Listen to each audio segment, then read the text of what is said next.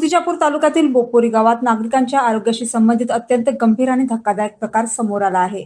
गावात घराघरात येणाऱ्या नळाच्या पाण्यात चक्क हिरवे शेवाळ आढळून आल्याने ग्रामस्थांमध्ये संतापाची लाट उसळली आहे। विशेष म्हणजे गावातील महिलांनी या प्रकाराचे व्हिडिओ आणि फोटो सोशल मीडियावर व्हायरल करत प्रशासनाचे लक्ष वेधण्याचा प्रयत्न केला आहे। हे पाणी प्यायचे तरी कसे असा संतप्त सवाल आता ग्रामस्थांकडून उपस्थित केला जात आहे।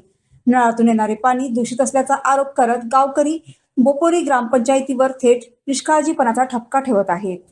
मिळालेल्या माहितीनुसार बोपोरी गावाला पिढी नदीच्या पात्रातून पाणी पुरवठा केला जातो। मात्र हीच पिढी नदी अमरावती शहरातून येणाऱ्या दूषित पाण्यामुळे आधीपासूनच प्रदूषणाच्या विळख्यात असल्याची चर्चा आहे। अशा परिस्थितीत कोणतीही प्रभावी शुद्धीकरण प्रक्रिया न करता हेच पाणी थेट नागरिकांना पुरवले जात असल्याचा गंभीर आरोप ग्रामस्थांनी केला आहे। गावातील महिलांनी सोशल मीडियावर शेअर केलेल्या व्हिडिओमध्ये पाण्यात स्पष्टपणे शेवाळ आणि घाण दिसून येत असल्याचा दावा करण्यात आला आहे। त्यामुळे लहान मुले, वृद्ध आणि नागरिकांच्या आरोग्यावर मोठा धोका निर्माण होण्याची भीती व्यक्त होत आहे। पोटाचे विकार, त्वचारोग आणि इतर आजार वाढण्याची शक्यता ग्रामस्थांनी व्यक्त केली आहे।